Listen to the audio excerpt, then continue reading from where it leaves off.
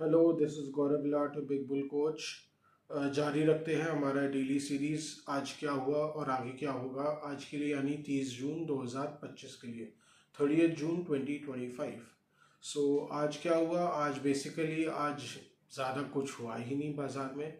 हाँ, ये अलग बात है कि सुबह कोई ब्लॉक डील्स की झनकार लग गई थी, चाहे वो ज्योति सीएनसी हो, चाहे वो जेबी केम फार्मा, और भी उसके अलावा इक्के दुक्के। सो उसके कारण बाज़ार में फिर से वही जो प्रोमोटर बेचते जा रहे हैं, प्रोमोटर सेलिंग, प्रोमोटर डंपिंग, वो वाला प्रॉब्लम जो चला आ रहा था वो आज फिर से रिपीट हुआ सुबह सुबह।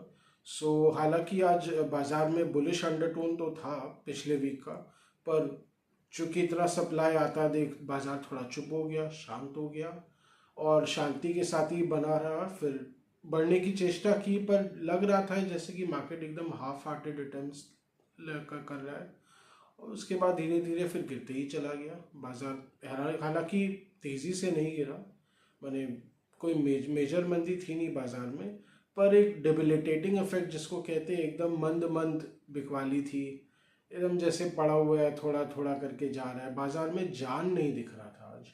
सो एक सबड्यूड माहौल था, जिसमें निफ्टी जो है फिर 25,500 के नीचे ही गया, हालांकि नीचे ज़्यादा नीचे गया नहीं।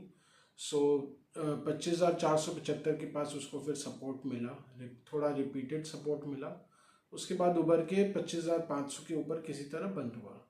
सो यही लेखा जोखा रहा, और उसमें खास करके नोटिसेबल ये था कि जो हैवी वेट्स जो थर्सडे को रैली में काफ़ी अच्छे से पार्टिसिपेट किए थे, जैसे कि रिलायंस, भारतीय Airtel, ICICI bank, HDFC bank, वही आज के छोटे मोटे विलेन बन गए, साइड विलेन जिसको कह सकते हैं फिल्मों के पॉइंट ऑफ व्यू से। सो इनमें करेक्शन देखी गई, और इनमें ही थोड़ी बहुत बिकवाली का प्रेशर था, जिसके कारण ओवरऑल प्रेशर था, और बाकी कोई स्टॉक में कोई अच्छी ऐसी कोई तेज़ी थी नहीं। सो बाजार में एक सबड्यूड माहौल रहा। हाँ, हालांकि ट्रेंड में अच्छी बाइंग देखी गई, 3% से ज़्यादा के गेंस देखे गए।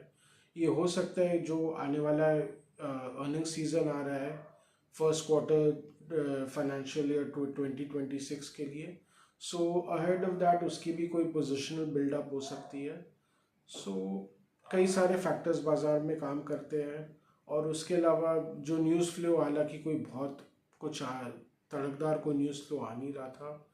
और उसके अलावा बाजार में अब जैसे इंडो यूएस ट्रेड डील को लेके अभी थोड़ा असमंजस है। अब कहा जा रहा है कि ट्रेड डील जो है, नेगोशिएशंस वो फाइनल राउंड में आ गए, जो कि बहुत ही क्रूशल है, मेक और ब्रेक राउंड में आ चुके हैं। यहाँ पे हो सकता है डील हो जाए, और अगर डील ना हो पाए तो फिर टैरिफ का डर है, 9 जुलाई से टैरिफ लग सकता है। सो कहीं ना कहीं बाजार उसको वॉच आउट करेगा। इस बीच आज इस सप्ताह काफ़ी डेटा भी है, यूएस डेटा बहुत आने वाला है।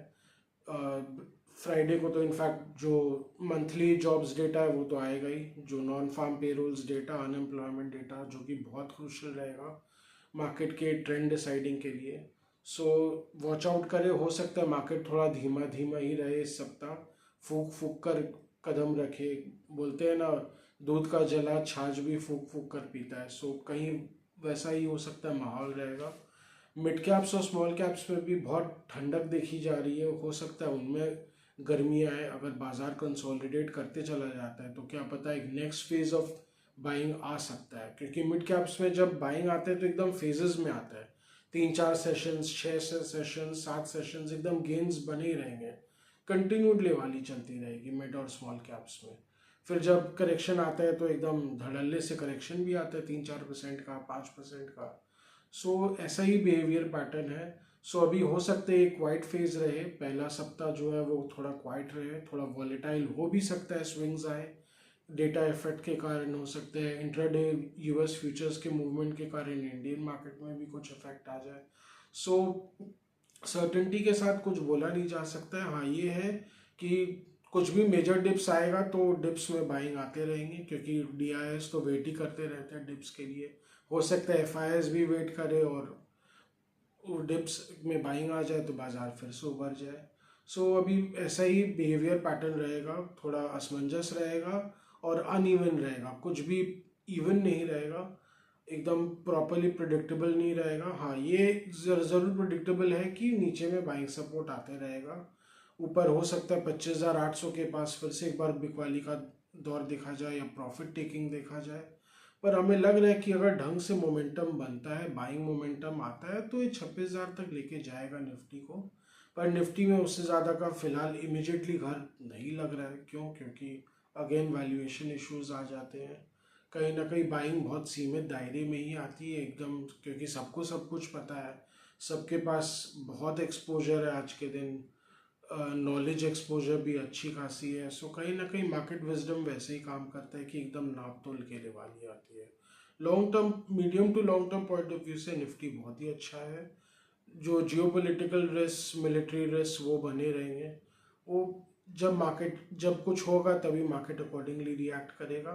पर उसका कुछ कहना नहीं है, वो तो होते ही रहेगा, कुछ ना कुछ ये साल तो चलते ही रहेगा जैसे कि अनुमान है ही।